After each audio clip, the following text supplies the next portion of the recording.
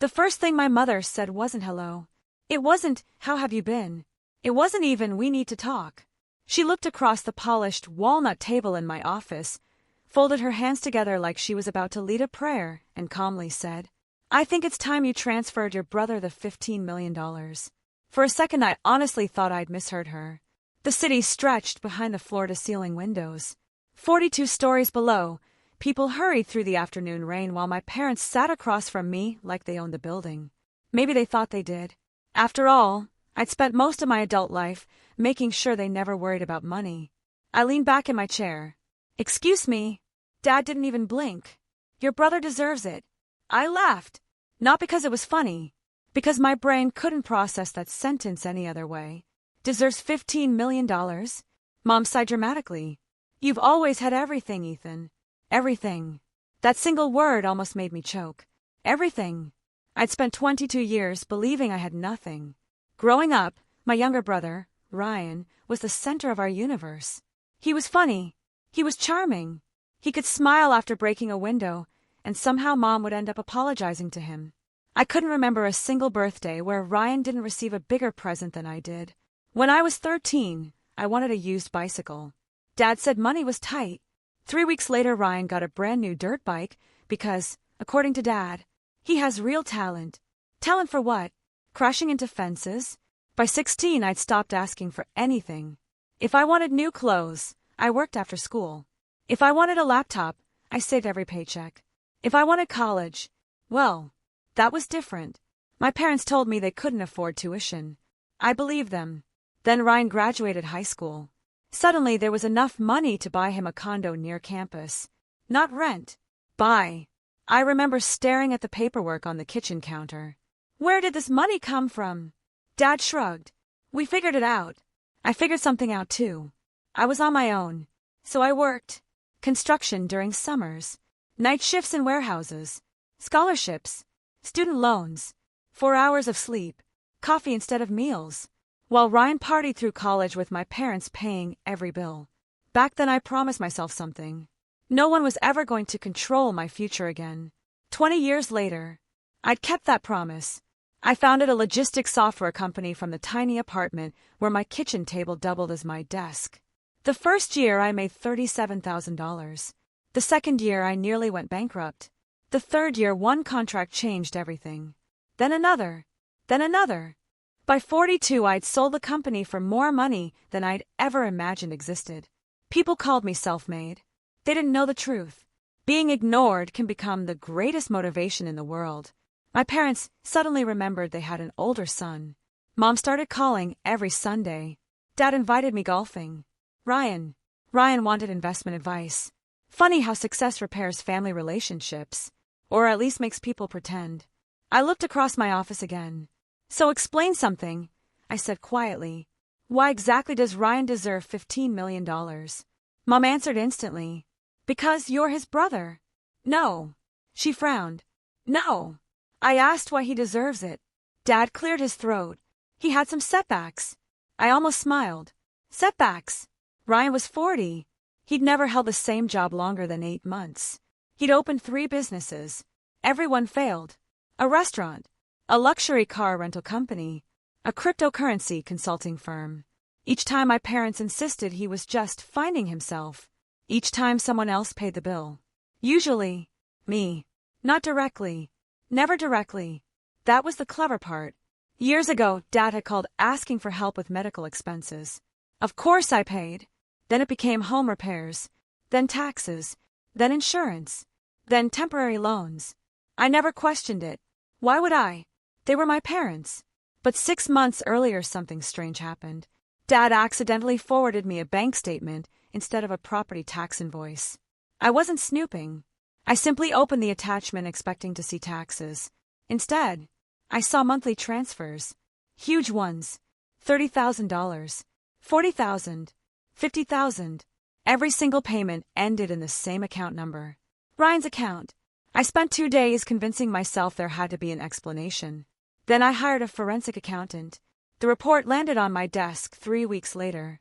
I read it twice, then a third time. For almost 11 years, every dollar I'd sent to help my parents had quietly been redirected. Not all of it. Just enough. Enough to buy Ryan houses, cars, vacations, business investments, luxury watches, private school for his kids, country club memberships, everything. Total amount, $14,683,000. Nearly $15 million. I remember sitting alone in my study until 3 in the morning. Not angry. Empty. It wasn't about the money. It was realizing my parents had spent over a decade lying every single month. Every birthday. Every Christmas. Every phone call. I didn't confront them. Not immediately. I wanted to know how far they'd go. Apparently, farther than I imagined. Now they were sitting in my office asking me to make it official. Transfer $15 million. As if none of the previous transfers had happened. I folded my hands. So, I said carefully, where exactly did you get that number? For the first time, Mom hesitated. Ryan shifted in his chair. Wait, Ryan, I hadn't even noticed him. He'd been sitting on the couch near the window, scrolling through his phone the entire time. He looked up. Oh. He smiled casually. I told them 15 sounded fair. Fair. I stared at him. He honestly believed this. You think I owe you $15 million? He shrugged. You've got way more than that. Dad nodded. He's family. There it was again. Family. The word people use when they run out of real arguments. I stood. The room became very quiet. Outside, thunder rolled across the skyline. You know what's interesting? No one answered. I've been looking through old financial records. Mom's face changed. Barely. Most people would have missed it. I didn't. What records? The ones showing where my money actually went. Ryan stopped smiling. Dad crossed his arms. I don't know what you're implying.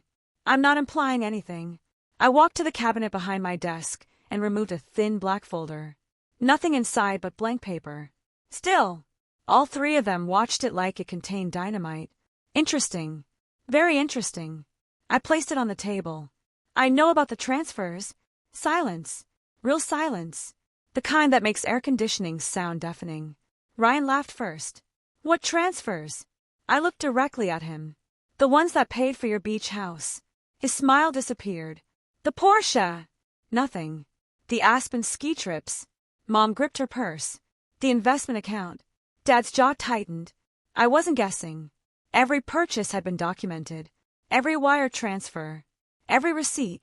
The accountant had built a timeline so detailed it practically narrated Ryan's life. Mom finally spoke. We can explain. I'd love that. Dad leaned forward. We did what any parents would do. No. I said quietly. You did what thieves do. Mom gasped. How dare you? How dare I? My voice remained calm. You lied to me for 11 years. We protected your brother. With my money. He needed help. I never said he couldn't have help. Dad slammed his palm on the table. You had enough. There it is. The room froze. I nodded slowly. So that's the justification. Mom's eyes filled with tears almost instantly. A trick she perfected decades ago. You've changed. No. I answered. I finally stopped believing you. Ryan stood. Seriously, Ethan? He sounded offended. You destroy this family over money. I almost laughed again. No. I said. You already destroyed this family. He took a step closer. So what now? I looked at each of them. One by one. The people I'd spent half my life trying to make proud. Then I smiled. A small one. Calm. Controlled. So now. I said. I stopped paying. None of them reacted. Not immediately. Because they didn't understand. Not yet. They still believed I meant future payments. What they didn't know was that I'd quietly spent the last 6 months changing every trust, every account, every automatic transfer, every insurance policy, every investment, every line of credit, every financial safety net they'd relied on for more than a decade, had already disappeared, and they hadn't noticed a thing.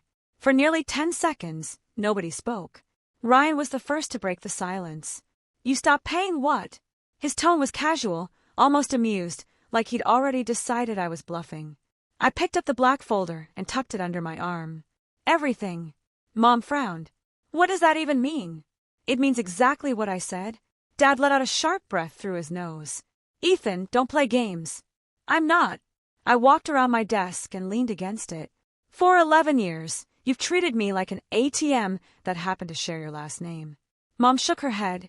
That's disgusting. No, I said. Stealing from your son is disgusting. Ryan laughed. There you go again. Nobody stole anything. I looked at him. You've really convinced yourself of that, haven't you? He folded his arms. I never asked for your money. No. You gave Mom and Dad money because you wanted to. I gave them money because they lied. His expression tightened for the first time. That's different. No, Ryan. That's exactly the point. Dad stood up, so quickly his chair scraped across the hardwood floor. Enough! His voice echoed across the office. We're done talking about the past. The past. I couldn't help smiling. It's funny you call 6 months ago the past. Mom's head snapped toward me. What happened 6 months ago? I stopped sending money. 3 faces. 3 completely different reactions. Dad looked confused. Mom looked frightened. Ryan looked lost. He actually turned toward Dad. What does he mean? Dad didn't answer. Ryan looked back at me. You've still been helping. I shook my head. No. What about the mortgage? Silence. The lake house taxes? Silence. The business account? Silence. Color slowly drained from his face. You've been covering those? I was. No. His voice cracked. No, those payments are automatic. They were. The room suddenly felt much smaller. Ryan stared at me like he'd never seen me before. What did you do? I canceled every standing payment connected to my accounts. Mom blinked. When? 6 months ago. Dad slammed both hands onto my desk. Why didn't you tell us? I looked him straight in the eyes. Because I wanted to see how long it would take you to notice. Nobody answered. You know what surprised me? I continued. It wasn't 6 days. It wasn't 6 weeks. It took 6 entire months before anyone came asking for money. Ryan swallowed. That's impossible. It isn't. He pulled out his phone. His fingers moved faster and faster across the screen. Banking apps. Credit cards. Messages. His confidence disappeared one notification at a time. No. He whispered. No, no, no. Mom hurried toward him. What is it? My card declined yesterday. He looked up. I thought it was fraud. Dad frowned. What about your financial advisor? Ryan stared blankly. He stopped answering. I nodded. I bought out his firm last year. 3 pairs of eyes locked onto me. You what? I own the company managing your investment portfolio. Ryan's mouth opened. Nothing came out. I left everything exactly as it was. I said calmly, I wanted clean records. Dad looked furious. You manipulated us. No. I stopped protecting you. That sentence landed harder than anything else I'd said. Because it was true. For years, I'd quietly solved every crisis before it reached them. Mortgage payment due? Handled. Failed business? Covered. Unexpected tax bill? Paid. Ryan never experienced consequences because I intercepted them long before they arrived. Without realizing it, he'd spent more than a decade living inside a financial bubble I'd built. And 6 months ago, I popped it. Ryan suddenly walked toward me. This is your fault. I blinked. My fault. You knew everything would collapse. I hoped you'd notice. You wanted this. No. I allowed it. His face twisted with anger. You could have warned us. I did. When? Every time I asked where the money was going. Nobody spoke. Every excuse they'd ever used hung silently between us. Medical bills, roof repairs, insurance, prescription costs, emergency plumbing. They'd forgotten the lies. I hadn't. Mom suddenly burst into tears. Real tears this time. Ethan, we were trying to keep peace in the family. I almost asked how lying for 11 years created peace. Instead, I asked something else. Do you know how many birthdays I spent thinking Dad couldn't afford a gift because of medical bills? Mom looked down. I skipped vacations. Nothing. I delayed buying my first house. Nothing. I worked 80-hour weeks. Still nothing. Because every time you called, I paused. I believed you. The silence hurt more than shouting ever could. Dad finally spoke. You've done very well. There it was again. That same sentence. As if success erased betrayal. You have more money than you could ever spend. I probably do. So why are you acting like this? I walked toward the window. Rain streaked across the glass. Cars crawled through downtown traffic far below. You still don't understand? Dad frowned. Then explain it. I would have given Ryan $15 million. The room froze. Ryan blinked. What? I would have. I turned around. If you'd simply asked. Nobody moved. I've invested in friends. I've funded scholarships. I've donated hospitals. I've written checks bigger than $15 million. I looked directly at my mother. But every single one of those people respected me enough to tell me the truth. Mom covered her mouth. Dad! I looked at him next. You didn't trust me. Finally, Ryan. You never thanked me. He looked away. Because he couldn't. Not honestly. The office door opened. My assistant, Claire, stepped inside carrying a tablet. She stopped immediately after seeing everyone's faces. I'm sorry. She started backing out. It's okay. I smiled. What is it? She looked uncertain. The attorneys are here. Dad's head turned sharply. Attorneys? Claire nodded. They're waiting in conference room B. I thanked her. She left. Ryan looked at me. Why do you need lawyers? I don't. They do. Dad's expression changed. What lawyers? The estate attorneys. Mom frowned. What estate? I opened the door to my office. You should probably come. None of them wanted to. But curiosity beat pride. 5 minutes later, we entered conference room B. 3 attorneys stood as we walked in. Boxes, binders, stacks of documents. One of the lawyers smiled politely. Good afternoon, Mr. Carter. I nodded. Thank you for waiting. He glanced toward my parents. And these are my family. He gave a professional nod. Perfect. Dad interrupted. What is this? The attorney adjusted his glasses. As requested, we've completed the restructuring. Ryan looked completely confused. What restructuring? The attorney opened a thick folder. Over the last 6 months, we've transferred ownership of Mr. Carter's personal assets into several irrevocable trusts and charitable foundations. Mom frowned. I don't understand. He continued. Future distributions now require board approval. Ryan looked at me. So. The attorney replied before I could. No individual family member can request funds directly from Mr. Carter. Dad stared. What? Even Mr. Carter cannot personally withdraw certain assets. Ryan laughed nervously. That's ridiculous. The attorney smiled politely. It's actually quite common among high-net-worth families. I watched realization slowly spread across Ryan's face. So, he whispered, even if Ethan wanted to? The attorney nodded. He legally cannot write you a $15 million check. Silence. Absolute silence. Then Ryan looked at me. You planned this. I met his eyes. Long before today's meeting. What else did you do? I hesitated. Not because I was unsure. Because once I answered, there would be no going back. I investigated every payment I'd ever made. Dad closed his eyes. Ryan looked between us. What does that mean? It means, I said quietly, I know something neither of you expected me to discover. Mom's face turned completely white. Dad whispered only one word. No. I looked at him. Yes. Ryan frowned. What are you talking about? I took a slow breath. The money wasn't the biggest lie. Ryan stared at me. Then what was? I looked first at my mother, then at my father. The truth about where it all started. Neither of them denied it. And in that moment, I realized the secret they protected for decades was far bigger than $15 million. Nobody spoke. Not even the attorneys. The room had gone so quiet that I could hear the soft hum of the air conditioning and the rain tapping against the conference room windows. Ryan looked from me to our parents. What is he talking about? Mom lowered her eyes. Dad's jaw clenched so tightly I thought he might crack a tooth. I already had my answer. The secret was real. I just didn't know how ugly it was. I thanked the attorneys for their time. We'll continue another day. They sensed immediately this had stopped being a legal meeting and become a family one. Within 2 minutes, the conference room belonged only to the 4 of us. Ryan finally snapped. Someone tell me what's going on.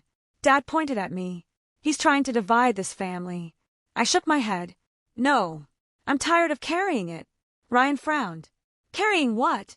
I reached into my briefcase and pulled out a plain manila envelope. It wasn't dramatic. There were no giant, confidential stamps. Just ordinary paper. The kind that can quietly destroy lives. 6 months earlier, after discovering the money trail, I'd hired more than a forensic accountant. I'd hired a private investigator. At first, I wanted only one thing answered. How had my parents managed to move so much money without me noticing? But investigators rarely stop when they stumble across something bigger. Mine certainly hadn't. He called me one Friday afternoon. I found something unrelated. I almost told him I wasn't interested. Then he said 6 words. "I think you should see this." Those words changed everything. I slid the envelope across the table. Dad didn't touch it. Mom looked like she couldn't breathe. Ryan picked it up instead. "What is this?" "Open it." He pulled out several photocopies. Hospital forms. Insurance paperwork. Court records. Old bank documents. His eyes moved quickly. Then, slowly. Then he stopped. "What?" He looked up. "What is this?" I answered quietly. The reason Mom and Dad never had money when I was growing up. Dad slammed his fist onto the table. "Enough!" "No." I met his glare. "Not this time." Ryan flipped through another page. "I don't understand." "You will." He looked at the first document again. "This says..." His voice trailed off. Mom began crying before he could finish reading. "It says Dad lost almost everything. 28 years ago. 3 years before Ryan was born. Dad owned a small manufacturing company. It wasn't huge, but it was successful. Until he decided to gamble everything on an expansion. The contracts fell apart. The loans came due. Within 8 months, the business collapsed. The bank took nearly everything. The family house, the savings, even my college fund, the one my grandparents had been building since I was born." Ryan looked confused. "But you always told us the economy destroyed the business." Dad looked away. "It did." "No," I replied. "The documents say something different." Ryan flipped another page. His eyebrows pulled together. "Unauthorized withdrawals." I nodded. Dad had secretly taken company money and poured it into risky investments. When they failed, he covered the losses by taking out personal loans. Then more loans. Then forged signatures. Nothing large enough for criminal charges. Just enough to bury the company. The investigation never became public because creditors accepted a settlement. But the settlement came with a price. Every dollar my grandparents had saved for me disappeared. Dad whispered, "I was trying to save the business." "I know. And I intended to pay it back." "I know. Things got out of control." "I know." Ryan looked horrified. "You never told me any of this." Mom wiped her eyes. "We wanted to protect you." I almost laughed. There it was again. Protect. Their favorite word. The excuse they'd hidden behind my entire life. I looked at Ryan. "Do you know why I work construction every summer?" He shook his head. "I thought you wanted independence." "I worked because there was no college fund." He frowned. "But Mom said..." I know what she said. She'd always claimed tuition was simply too expensive. That scholarships would build character. Meanwhile, she already knew the money had disappeared years earlier. Because of Dad. Ryan slowly sat down. "I never knew." "I believe you." And I did. For the first time that day, I wasn't angry at him. Not completely. He'd benefited from the lies, but he'd also been raised inside them. The problem was, he'd never questioned them. I had. Dad looked exhausted. "You've made your point." "No." I reached into my briefcase again. That wasn't the point. There was one more envelope. Smaller. Thicker. Mom whispered, "Please don't." Ryan looked between us. "What now?" I placed the second envelope in front of him. "Read the date."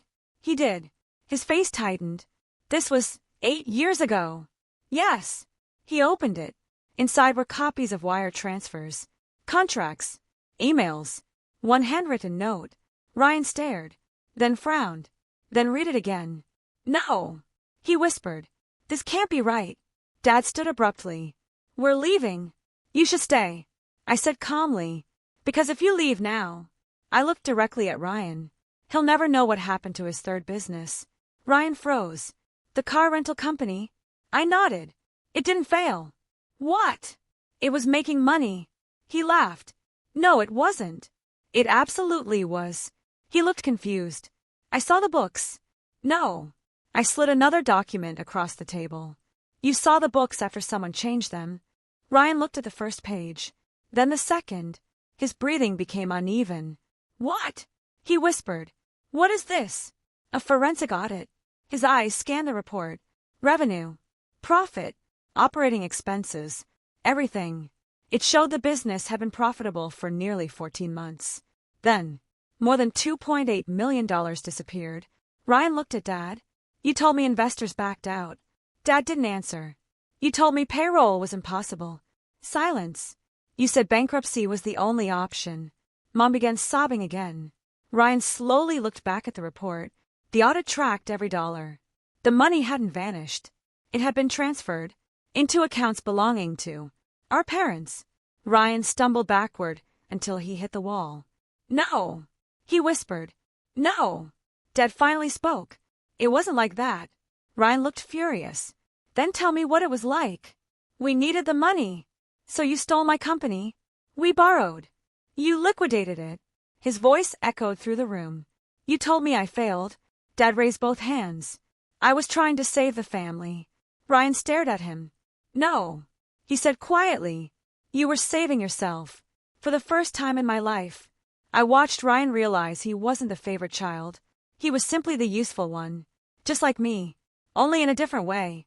Dad had protected his own image. Mom had protected Dad. And we'd spent decades blaming each other while neither of us saw the real problem. Ryan slowly turned toward me. You knew. I found out 3 weeks ago. And you didn't tell me. I wanted proof first. He looked back at the paperwork. His hands were shaking now. I thought. He swallowed hard. I thought I ruined everything. You didn't. His eyes filled with tears. I spent 8 years believing I was a failure. Nobody spoke. Not even our parents. Because there was nothing left to say. Ryan sat down heavily in the nearest chair. I hated myself. His voice barely rose above a whisper. I thought I wasn't smart enough. He laughed bitterly. I kept starting new businesses because I thought maybe one day I'd finally get one right. He looked at Dad. You watched me blame myself. Dad couldn't meet his eyes. You let me believe it. Mom reached toward him. Honey. He pulled away. Don't. She froze. I don't know who either of you are anymore. The room fell silent again. Outside, the rain had stopped. Sunlight began breaking through the clouds, casting long golden reflections across the glass walls. It should have felt peaceful. Instead, it felt like standing in the ruins of a house after the fire had gone out. Then my phone vibrated. Claire. I answered. Ethan, there's someone here asking for your parents. I frowned. Who? She hesitated. They say they're from the bank. Dad's face lost every bit of color. I looked at him. You already knew they were coming. He didn't answer. Claire continued. They're asking about 3 properties that have entered foreclosure. Ryan slowly looked at our father. 3 properties? Dad closed his eyes. My stomach dropped. There weren't supposed to be 3. There was only supposed to be 1. Unless the debt was much, much bigger than even my investigators had uncovered. Dad didn't answer. He didn't have to. The silence did it for him. Ryan looked from me to him, then back again. What 3 properties? Dad stared at the conference table. Richard. Mom's voice trembled. Tell them. He rubbed both hands over his face. For the first time in my life, he looked old. Not tired. Not stressed. Old. I was going to fix it. Ryan laughed, but there wasn't any humor in it. When? Dad opened his mouth.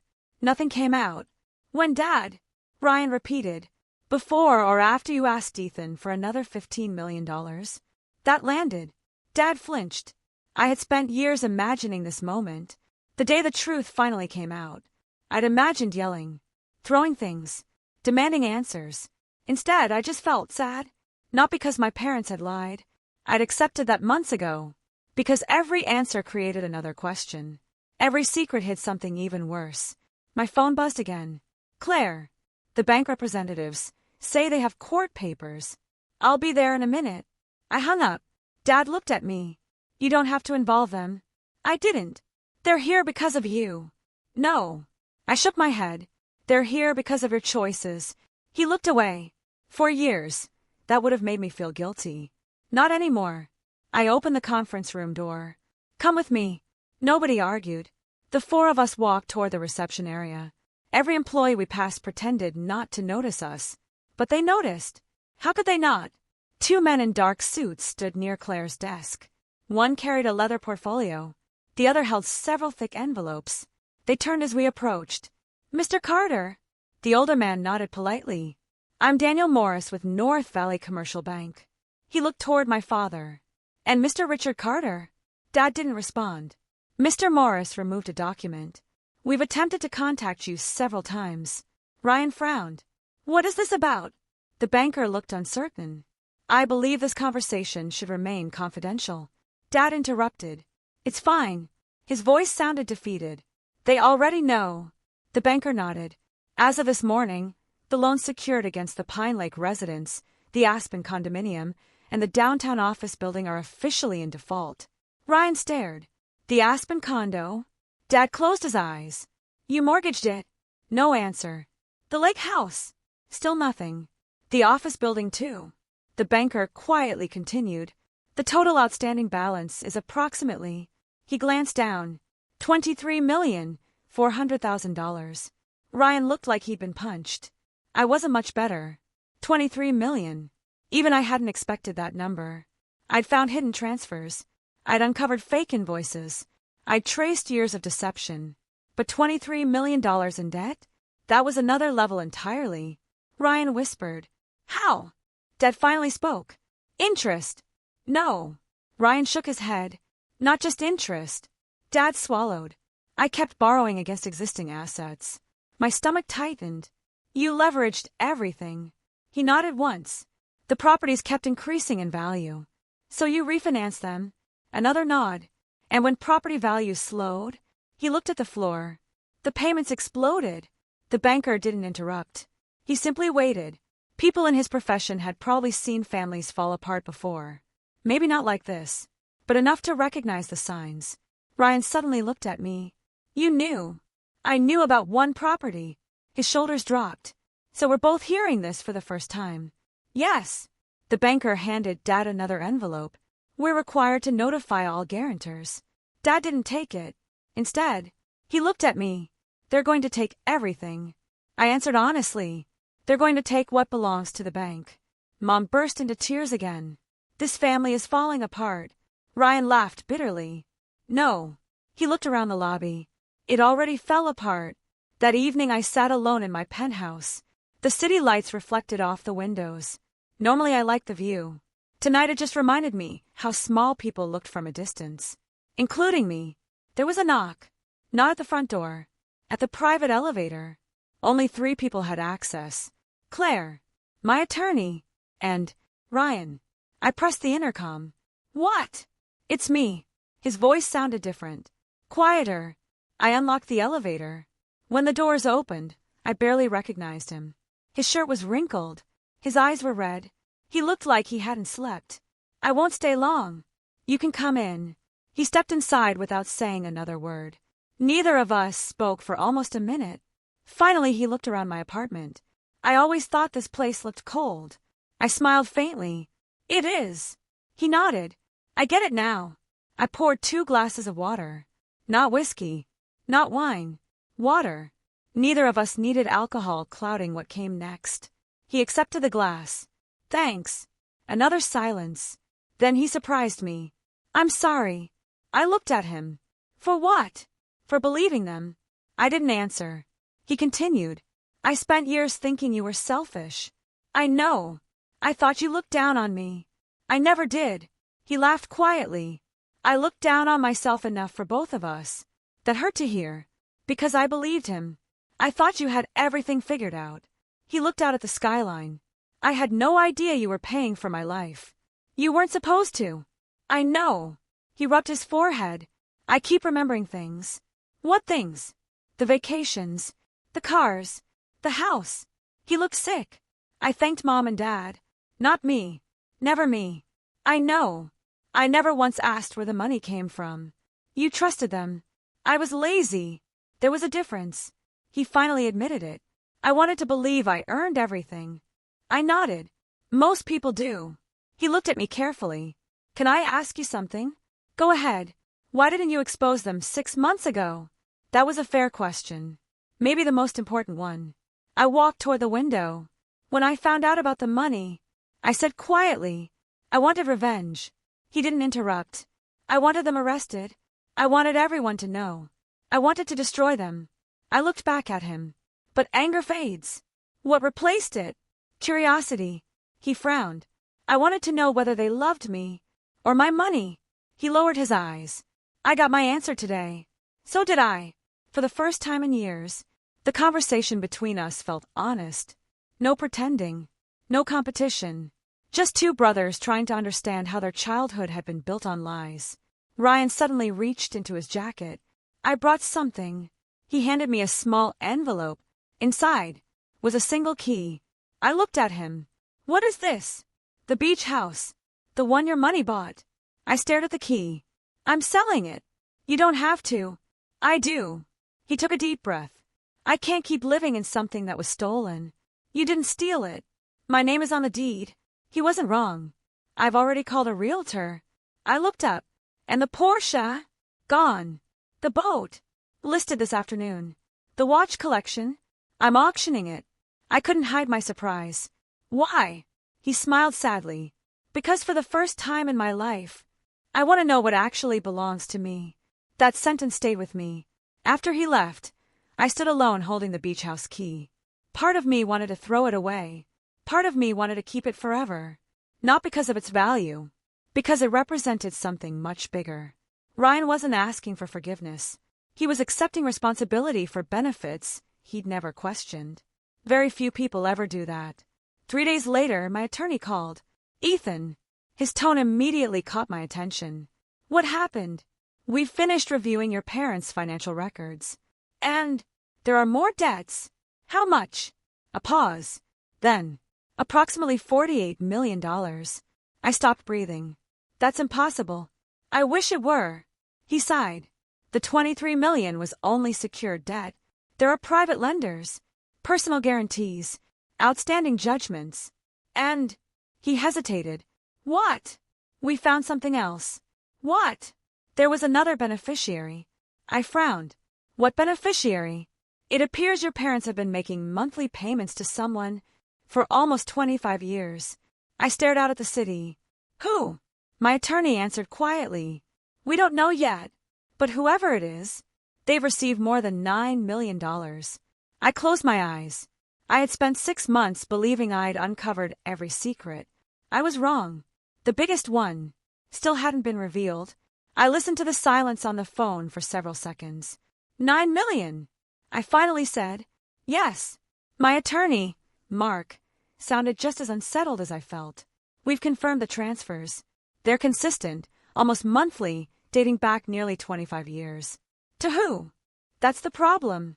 What problem? The account changed banks 3 times, then moved through a private trust.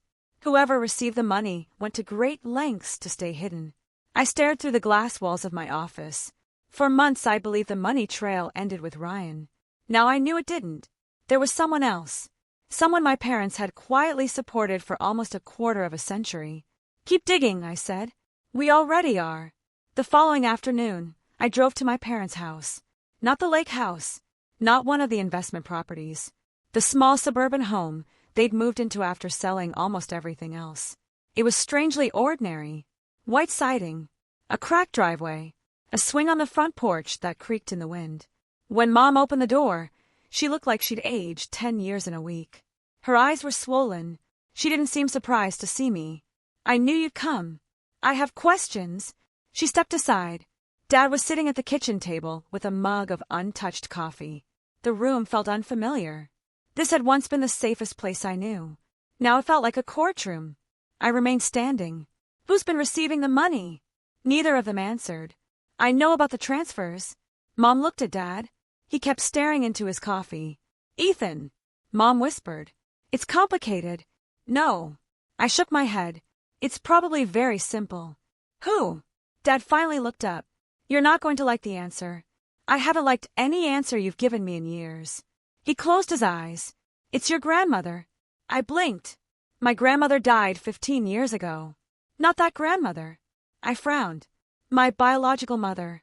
For a moment, nothing made sense. I actually laughed. It sounded hollow. What are you talking about? Mom's tears returned instantly. We always planned to tell you. When? I asked quietly. When I turned 50. When you retired. When you paid off another mortgage. Dad spoke carefully. You were adopted. The room disappeared around me. Not literally, but that's how it felt. Like the floor, the walls, the air. Everything shifted. I leaned against the counter. No.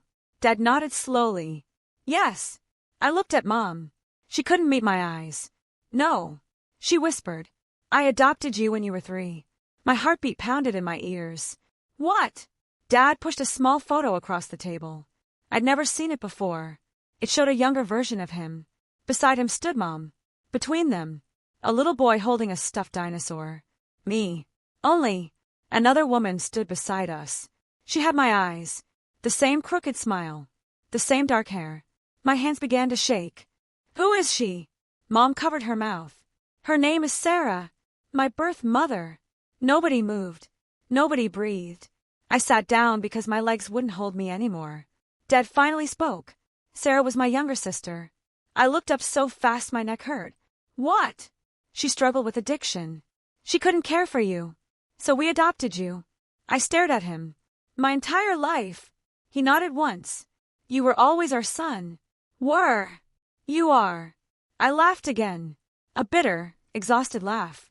You hid this from me for almost 40 years. Mom cried harder. We thought we were protecting you. There it was. Again. Protecting. Always protecting. Never trusting. I looked at Dad. So the money. He swallowed. After Sarah got clean. I froze. She got clean. Yes. When? When you were 9. I couldn't even process that. For 33 years. I whispered. She's been alive. Mom nodded. She never wanted to interrupt your life. I stood up. Stop. Neither of them spoke. I've spent decades believing I was unwanted. Mom reached for me. We never wanted that. You let me believe it. Dad looked devastated. We thought it was Kinder. Kinder. My voice cracked. You let me think there was no one. There was. And you never told me. No. Silence. Then one question surfaced above everything else. Does she know about me? Mom nodded. She asked about you every birthday. I closed my eyes. Every birthday. Every Christmas. Every graduation. Every company milestone. Someone had been wondering about me.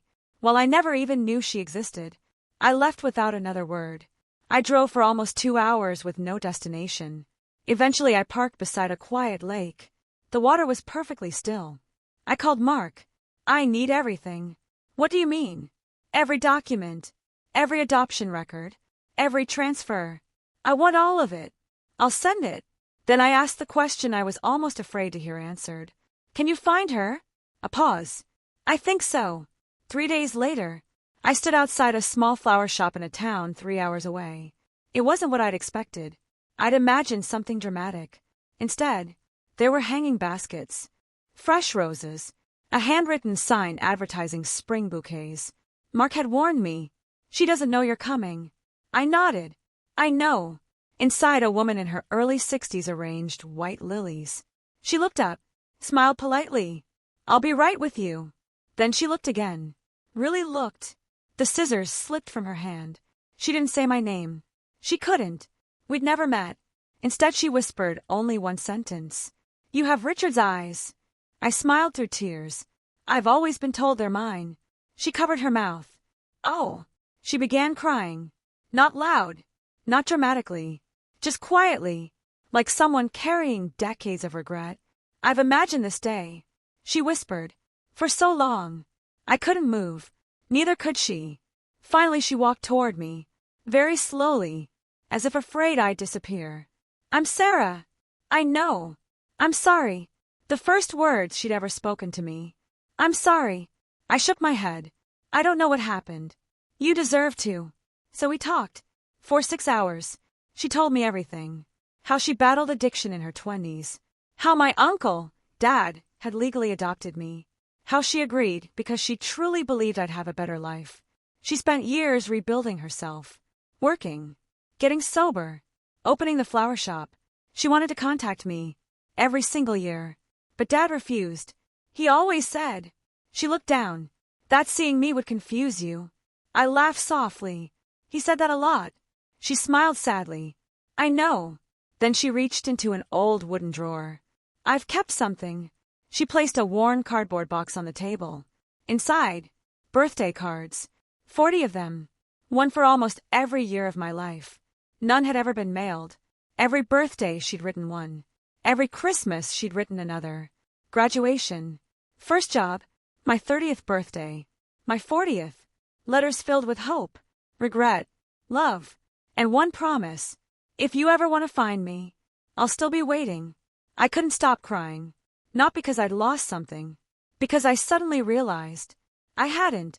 Someone had loved me all along. Over the next several months, everything changed. Ryan sold nearly everything he'd owned. He paid back creditors where he could. He got an ordinary job managing operations for a regional delivery company. Nothing glamorous. But for the first time, he earned every paycheck himself. We met for dinner every Thursday. Not because we had to. Because we wanted to. We slowly became the brothers we'd never been allowed to be. My parents. That was harder. I didn't cut them out of my life. But I stopped rescuing them. The bank took the investment properties. The luxury cars disappeared. The country club membership ended. For the first time in decades, they lived within their own means. It wasn't punishment. It was reality. Our conversations became shorter, less frequent, but strangely, more honest. Without money between us, there wasn't much left to hide. 1 year later, Ryan and I stood together outside a new community center. Not one built in our family name. Not one honoring my business. Instead, the sign read, the Sarah Carter Family Resource Center. Inside, it offered addiction recovery counseling, financial literacy classes, scholarships for students who had lost educational opportunities, and emergency assistance for families in crisis. Sarah cried when she saw the ribbon. So many people helped me rebuild. She whispered, I never thought I'd be able to help anyone else. I smiled. You already did. She looked confused. You helped me understand that family isn't defined by who asks for your money. It's defined by who shows up with honesty. Ryan placed an arm around my shoulder. For what it's worth. He smiled. I'm glad you stopped paying. I laughed. So am I. Because losing $15 million would have hurt. But continuing to buy a family's lies would have cost me something far more valuable. The day I stopped paying wasn't the day I lost my family. It was the day I finally discovered who my real family was. And that turned out to be worth more than every dollar I'd ever earned.